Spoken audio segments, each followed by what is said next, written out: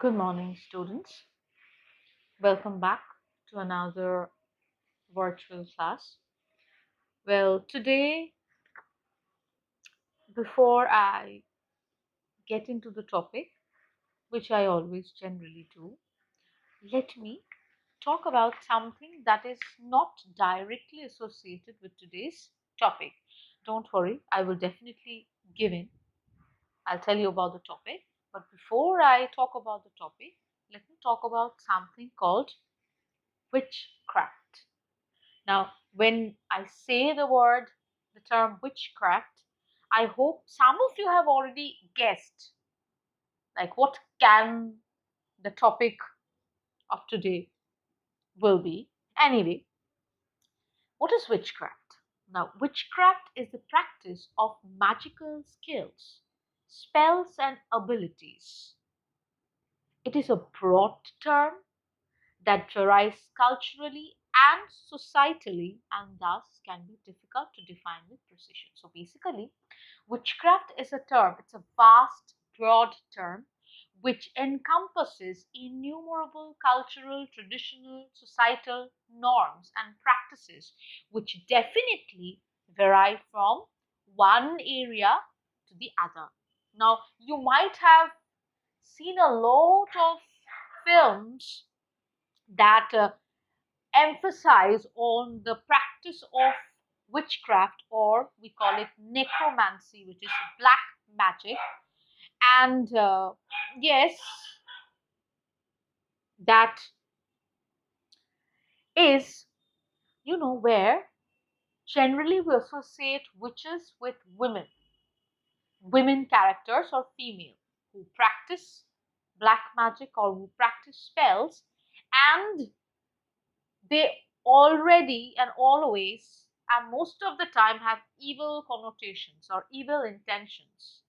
Generally, which we don't associate witches with being good, which definitely has taken a turn with the advent of J.K. Rowling's Harry Potter series, where we get to know that witches and wizards can be good. They can have something positive about themselves. So there are innumerable interpretations, the way I said. Okay, and it is believed historically the most common meaning is that it uses supernatural means, which is uses supernatural means to cause harm to the innocent. Okay, and it is prevalent. This particular concept is prevalent in Asia, in Latin America, in Africa, in African diaspora, even in indigenous parts of America. Okay, so that is what people in the ancient times used to believe in witches.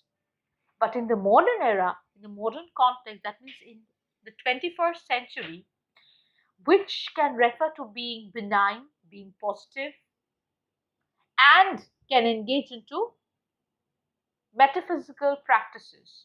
Okay, so things can be positive as well. And it has the concept of witchcraft has existed throughout history. Like as far as history goes, as far as civilization goes, witchcraft has been an inevitable part of it. Yes, definitely hidden in the dark and not given much of emphasis.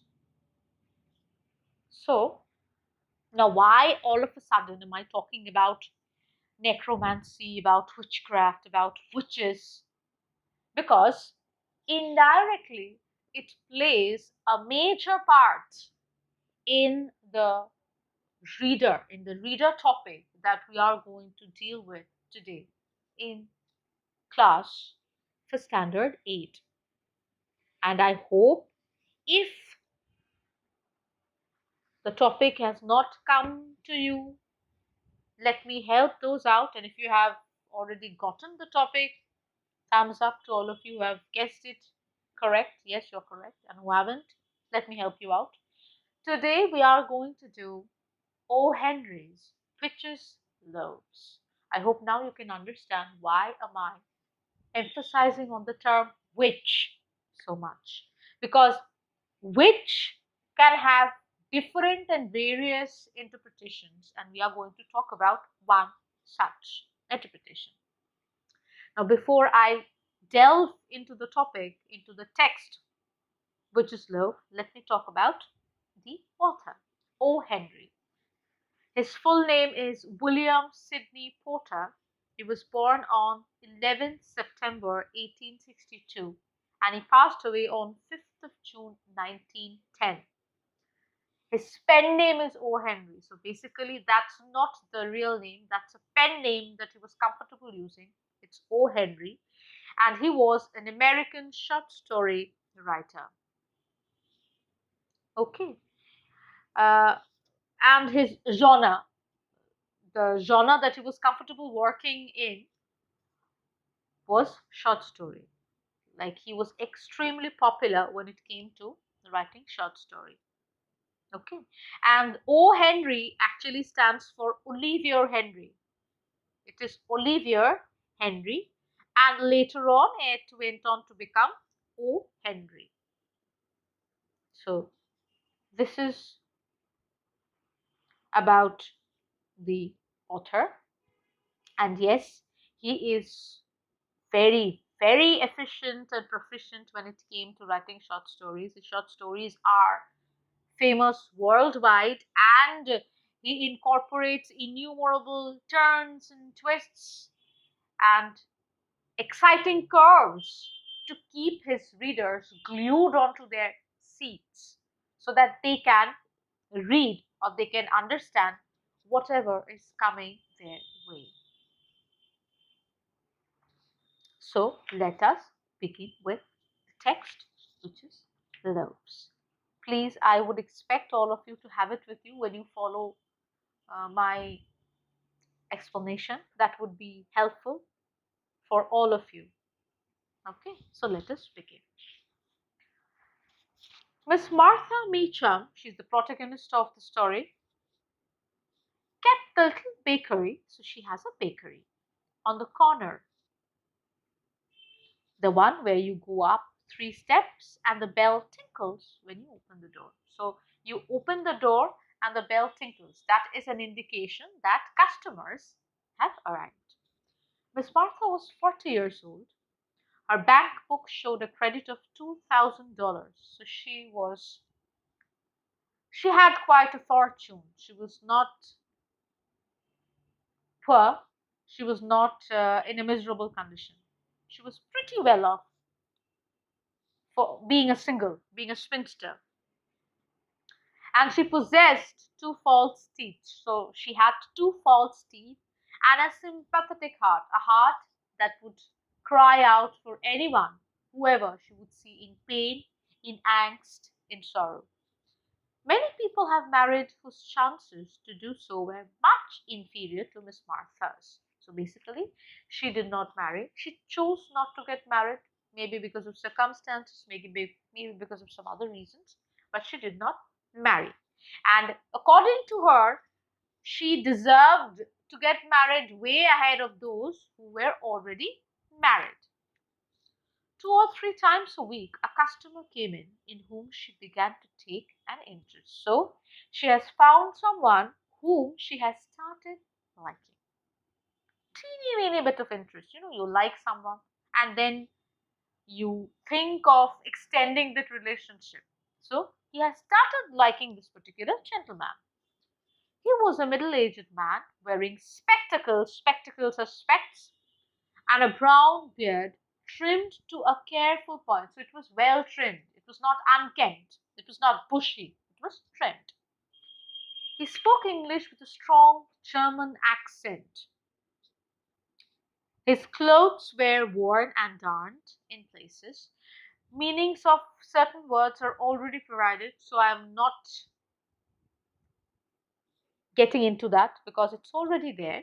So the clothes that he wore were not brand new, they were not sparkling white, they were old, and there were indications that they were old. There were stitch marks and wrinkled, so they were crinkled and baggy in others. but he looked neat and had very good manners. So, something that attracted Miss Martha Meacham's attention was that although this man was not extremely prim and proper in his attire, in his dressing sense, yet his manners, they were very, very good. He was very well mannered gentleman. He always bought 2 loaves of stale bread. So loaves are basically loaves is the plural form of loaf, that is bread. So he brought 2 pieces of bread, and they were stale. The opposite of stale is fresh. So they were not fresh. Fresh bread was 5 cents a loaf, so it was 5 cents, the currency. Like we have paisa, nowadays we don't have the usage of paisa, we have rupee, they have cents. Stale ones were 2 for 5, so stale bread would cost less than fresh bread. Never did he call for anything but stale bread. So he would come in, he would buy only stale bread, never fresh bread. Once Miss Martha saw a red and brown stain on his finger. So once she noticed. So Miss Martha is observing that man because he had taken in a bit of liking and she wants to observe everything that this gentleman does in the shop. So she noticed that there are these tiny red and brown stains, marks on his finger. She was sure then that he was an artist and very poor. So she was confident. She was cent% sure that this man is an artist and definitely is poor. Why poor? Because he would come in and buy only stale bread and not the fresh ones. That hinted Miss Martha into believing that this man is poor. No doubt he lived in a garret. Okay, what is a garret? A small room on the top of the house. It's like an attic, where he painted pictures and ate stale bread and thought of the good things to eat in Miss Martha's bakery. So these, whatever we are getting to read, they are all Miss Martha's perceptions. It has nothing to do with the gentleman. Please keep this in your head. Whatever we are reading is the perception, the assumption of Miss Martha herself. So she believes that this man is poor. She believes that this man stays in the attic, and she believes that this man thinks that one day I would eat the tasty, the delicacy, the delicious tidbits of Miss Martha's bakery, which I cannot right now. So they are all assumptions, presumptions, conjectures of Miss Martha herself. Nothing to do with the gentleman. Often, when Miss Martha sat down to her chops and light rolls and jam and tea, she would sigh. Sigh is she would breathe out in sadness and sorrow and wish that the gentle mannered artist might share her tasty meal instead of eating his dry crust in that draughty attic. So Martha would feel very sad. It was told that she had two characteristic features. She had one that was physical, two false teeth, and the other one psychological, that is, she had a very sympathetic heart. So Martha's heart started crying for this gentleman, okay, and she would feel, oh my god, I wish this man could have the tasty meals, the rolls, the uh, pastries, the jams, and the tea instead of having the dry, crusty loaf of bread that he would have in his draughty attic. Okay, or we can call it drafty attic, uncomfortable because cold air would blow through. So, drafty attic. Miss Martha's heart, as you have been told, was a sympathetic one. So, she had a lot of sympathy. She had tumblers of sympathy inside her, and her heart started crying for this gentleman. In order to test her theory as to his occupation, she brought from her room one day a painting that she had bought at a sale and set it against the shelves behind the bread counter. So, so she was not convinced, she was not convinced whether her idea regarding this gentleman was true or not. So she wanted to test it. She thought that this man is an artist. Now she wanted to test. Let me check whether he is truly an artist or not. And how would she do that? She thought of bringing a painting out and keeping outside. Now, if this gentleman would have been an artist, he would be unable to understand the color patterns, the depth, the, the strokes, everything about a painting, which we might not understand because we are laymen. So she tried to test his theory whether this man is an artist or not, and she brought a painting. It was a Venetian scene, so it was from Venice. A splendid marble Palazzo. Palazzo is a large, impressive building. Stood in the foreground, so it was in the forefront, or rather for water. For the rest, there were gondolas. Now, if you go to Venice, you would see that it's partially complete, or I would say covered by water bodies, by water. So, how people would commute, they would have gondolas, those beautiful small boats where people would ride and they would commute. So, buses and taxis and autos won't be in abundance. They would have gondolas because water transportation was much convenient there because it's partially complete with covered with water. So there were gondolas, cloud sky, and chiaroscuro. What is a chiaroscuro? It is the treatment of light and shade. So the painting had been beautifully painted by the artist. So the play, the cheerful colors and the play of the shade and the light, the trickery, it was beautifully done. Okay, and it looked absolutely real in plenty. No artist could fail to notice it. So she deliberately chose that particular painting. 2 days afterwards, the customer came in. So the man, the gentleman came in. 2 loaves of stale bread, if you please. Please. He was a German, so the B word is, the P word is pronounced as B. So he could not say please. It would sound as please. So ba. Pa becomes b. You have here a fine picture, madame, he said while she was wrapping up the bread. So, what he's saying that you have here a very fine picture. Fine picture is picture. So, that's a very fine picture, madame. While she was wrapping the loaves of bread for the gentleman. Yes, yes, says Miss Martha, reveling. So, she was very happy from inside, very proud.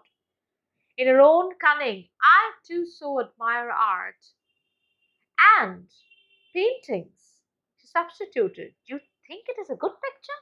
So now she's very happy and she's very proud that yes, I've guessed it correct.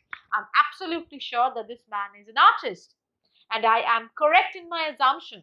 And then she's saying, I like a lot of I take a lot of pleasure in collecting good paintings. Do you think it's a good one? The balance, said the customer, is not in good drawing. The perspective, that means the perspective of it is not true. Good morning, madame. So, for him, the depth and the distance of the picture is not as beautiful as it is for Miss Martha. So, for us, a picture that is brilliant and mind blowing might not be for a true artist because the true artist is capable of finding out the faults. Okay, he's capable of finding out the problems that might have been there in the painting. So he had a very critical eye. He could identify, he could locate the problem, the faults that are there, which we might not be able to because we are not professional. But he was one. He took his bread, bowed, so he bowed down and hurried out. Yes, he must be an artist. Miss Martha took the picture back to her room. So the purpose was done. She went inside. How gentle and kindly his eyes shone behind his spectacles. So Miss Martha was in awe. She was completely, besottedly in awe of this particular gentleman, and she's thinking and she's saying, oh my god, his eyes, they were shining through the spectacles. What a broad brow he had, eyebrows. To be able to judge perspective at a glance and to live on stale bread. So she was surprised. She's thinking, oh my God, this man is so talented that he's capable of understanding the depth of color in light and everything, and that too is surviving on stale bread. This man is a genius. But genius often has to struggle before it is recognized. So she's absolutely confirmed that this man is a genius and he's struggling, but definitely his potential would be identified, maybe sooner or later. What a thing it would be for art and perspective if genius were backed by $2,000 in the bank, a bakery, and a sympathetic heart, too. But these were daydreams, Miss Martha. So Miss Martha is thinking, I wish this man had what I have, $2,000 in a bank, a bakery that I have, and a sympathetic heart. I mean, if this man had someone like me in his life, I guess whatever he could achieve, like if he had been supported by a wealthy person, a patron, maybe this man could reach unsurmountable heights, like heights where others would not be able to. Often now, when he came, he would chat for a while across the showcase. He seemed to crave Miss Martha's cheerful words. So, according to Martha, Miss Martha believed that this man started striking up conversation. So, maybe they are becoming friends. Okay. He kept on buying stale bread, never a cake, never a pie, never one of our delicious Sally nuns. Sally nuns, they are sweet tea cakes. Okay, speciality of Miss Martha Meacham's shop bakery. He would never buy those. Okay, all the delectable, tasty confectionaries. Only stale bread. She thought he began to look thinner and discouraged. So now Miss Martha is thinking maybe this man is not eating properly and it's affecting his health. So this man is neglecting his health and is constantly and deeply indulged in his profession of being an artist. Her heart ached, so it started paining. It started crying to add something good to eat to his meager purchase. Meager is very little, very small, meager purchase. But he, but her courage failed at the act. She did not dare affront him. Affront is hurt his feelings. She knew the pride of artists. So she's thinking, I wish I could help this man out. But then she's hesitant and she's thinking that if I hurt his pride, if I hurt him by doing something helpful, he might not ask. He's not asking for it. So let's not do it, even though she desperately wants to help this man. Miss Martha took to wearing her blue dotted silk waist behind the counter. So she started taking care of herself. She started putting in extra effort to look good. Now, why is that? She wants to appeal, she wants to be attractive towards the person whom she has started taking liking in. So she wants to be presentable, she wants to look good in front of the man he has started liking, he has started taking liking towards. So she's starting to deck up herself, she has started decking up herself. In the back room, she cooked a mysterious compound of quince. Now, what is a quince? Quince is basically a hard acid pure shaped fruit. Okay, so she has started taking quince seed of that particular fruit, and borax. Now, what is borax? Borax is a white compound. It's a mineral which can be used as an antiseptic.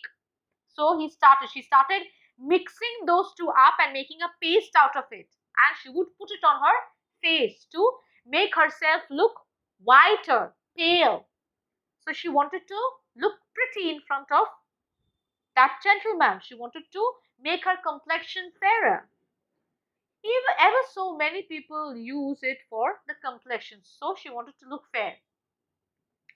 One day,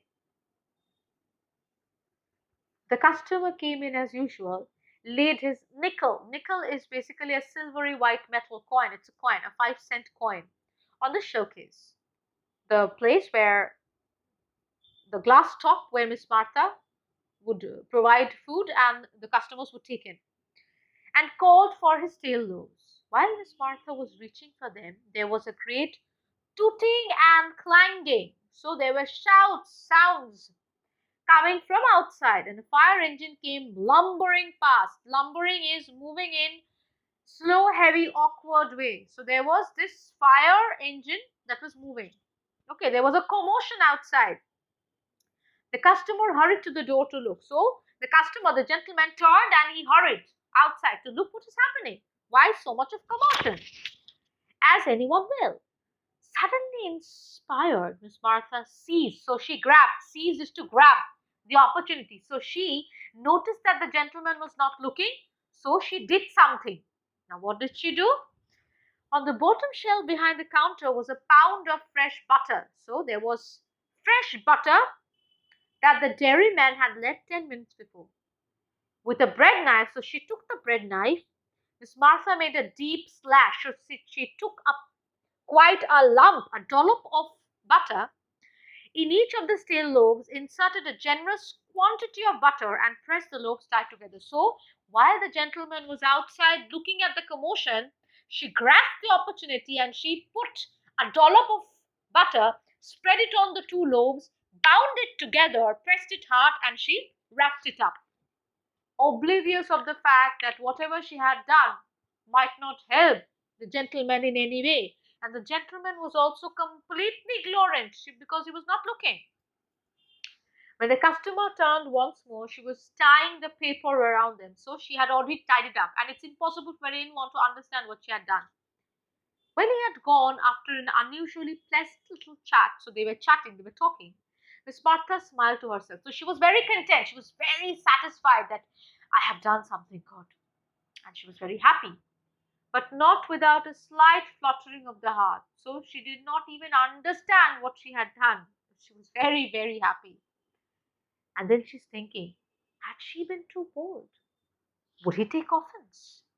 But surely not. So she's thinking, did I offend him? Did I upset him anyhow? I don't think so. What did I do? I'm just helping a man who is starving. That is what she thought. There was no language of edibles, so there's no language for food. Butter was no emblem of unmaidenly forwardness. So no one would understand that the butter that I had added would actually make the gentleman understand that I am doing something out of the ordinary. Okay, it won't. So her act of putting butter on the loaves of bread would not give the gentleman any indication that he likes this gentleman or that she harbors feelings for this man. Okay, just because she's unmarried, it won't give any wrong indication, wrong signal to the man in any way because she has just put in a bit of butter, and that's normal.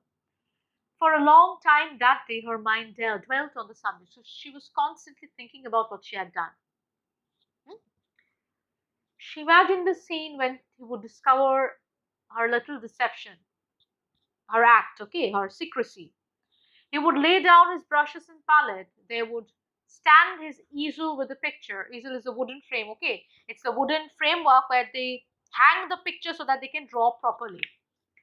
He was painting in which the perspective was beyond criticism.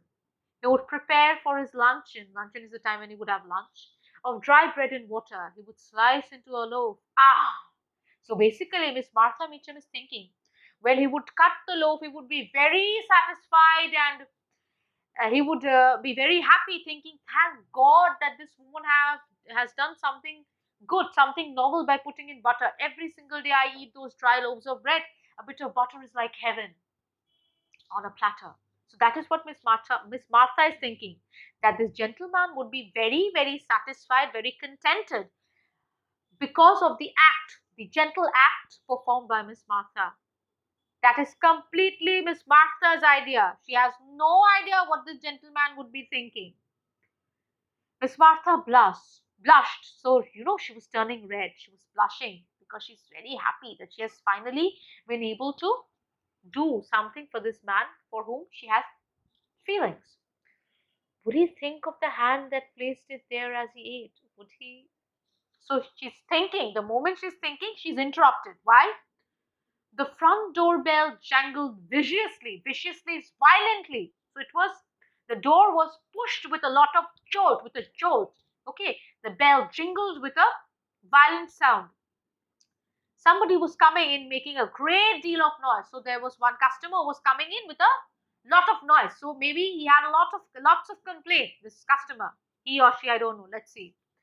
Miss Martha hurried to the front. Two men were there. One was a young man, a man she had never seen before. The other was her artist. So two men had come in. One was the young man and the other was the artist. Okay. So they had come in. His face was very red. Now, is this red because of fear, because of happiness, or because of anger? We'll get to know within seconds. His hat was on the back of his head. His hair was wildly rumpled. Rumpled meaning unkempt. Okay. He clenched his two fists and shook them ferociously at Miss Martha. So he had made a fist. Fist is mutto. He had made a fist and is constantly and is very violently moving his hand onto Miss Martha and he's saying something. So we can understand that this man is not happy. He is displeased. He is angry. He is upset. Why? Let's read. Dumbhoff! He shouted with extreme loudness and then Tushan Dongfa. The interpretation is a stupid person, you cheat, or something like that in German. So he was ferocious. The young man tried to draw him away. So the young man was constantly trying to pull him away from his master. I will not go, he said angrily, else I shall told her. So he's so angry, saying, I am not going to move. I told her. He made a bass drum of Miss Martha's counter. So he was banging the counter, okay? Bass drum meaning a drum. He has made the counter a drum. Now what do we do with a drum? We bang a drum. So he was banging the counter very hard. You have spoiled me, he cried, his blue eyes blazing behind his spectacles. I will tell you, you Van Von meddling some old cat. So you have spoiled me, you have ruined me. The man is crying. His blue eyes, they were blazing with fire. I told you, you interfering old cat. Meddlesome meaning, you interfering old cat. That means Miss Martha interfered into his business. Now, how did she interfere? We'll get to know. And what business? Miss Martha leaned weakly against the shelves and laid one hand on her blue daughter's silk vest. The young man took the other by the collar. So Miss Martha was astonished, she was perplexed, she was flummoxed, she was confused, she was clueless as to what is happening. Why is this man shouting like that? And the young man was constantly trying to pull the gentleman by his collar. Come on, he said, you've said enough. He dragged the angry one out of the door to the sidewalk and then came back. So he took the man outside and then he came back to make Miss Martha understand that what was happening. So for Miss Martha, she was completely clueless. She had no clue. What is happening? Why is he shouting? Guess you ought to be told, ma'am, he said, what the row is about. So what the ruckus, what the commotion is about, I think you deserve an explanation. That's Blum Berger. So for the very first time, we get to know the name of the gentleman, the artist, Blum Berger. He's an architectural draftsman. I work in the same office with him. So basically, he is a person whose job is to draw detailed plans of buildings. So if you see in architectural or engineers who deal with architecture, they have elaborate plans and they draw everything beforehand to make things easier. So his work was to draw detailed sketches of buildings. So that was his profession. And this young man works with him in the same office. He's been working hard for 3 months drawing a plan for a new city hall. So that the thing that he was doing was that he was working for 3 months on a particular hall, on a particular city wall, and it was a detailed, very minute detailed work that he was doing. And he has been doing it for 3 months, for quite a long time. It was a prize competition, so he had participated. Blum Berger had participated in a competition, and he was preparing that for the competition. All right. He finished inking, so the drawing was already done. The lines yesterday. You know, a craftsman always makes his drawing in pencil first. So he drew everything. The blueprint was done with pencil so that in case if he makes any mistake, he can rub it off. So first pencil and then he would be doing it in fair. When it's done, he rubs out the pencil lines with handfuls of stale breadcrumbs. So instead of an eraser, he finds breadcrumbs better eraser. So he had substituted the breadcrumbs with an eraser and he would rub the breadcrumbs with the lines of the pencils with breadcrumbs. That's better than Indian rubber. So for Blumbacher, eraser was not doing the trick for him. So he would come to the shop and he would take loaves of bread. And he would take those loaves of bread not for eating but for erasing the lines. So he would use the loaves of bread as eraser. Blumbacher's been buying the bread here. So he is buying the bread from his mother, Micham's shop. Okay. Well, today, you know, ma'am, that butter isn't well. Blumbacher's plan isn't good for anything now except to cut up into railroad sandwiches. So now, obviously, now that he has used the butter, when he used the dry breadcrumbs, which was lathered in butter to rub off the pencil's marks, everything became very oily, very, greasy. I hope you know what butter is. It's a greasy fat. So the moment he rubbed the the pencil marks with the breadcrumbs, the the, the markings of the pencil got lathered here and there, and definitely the the sketch was completely ruined. It was ruined. It cannot be repaired. So now the work that he had been doing for 3 months, it's of no use. You can just use it for cutting it up and making it as railroad sandwiches. Okay,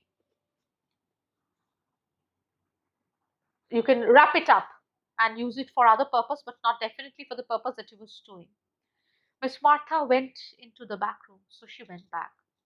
She took off the blue dotted silk vest and put on the old brown set she used to wear. So, whatever feelings, whatever emotions she had for the gentleman, it was completely shattered, it was ruined.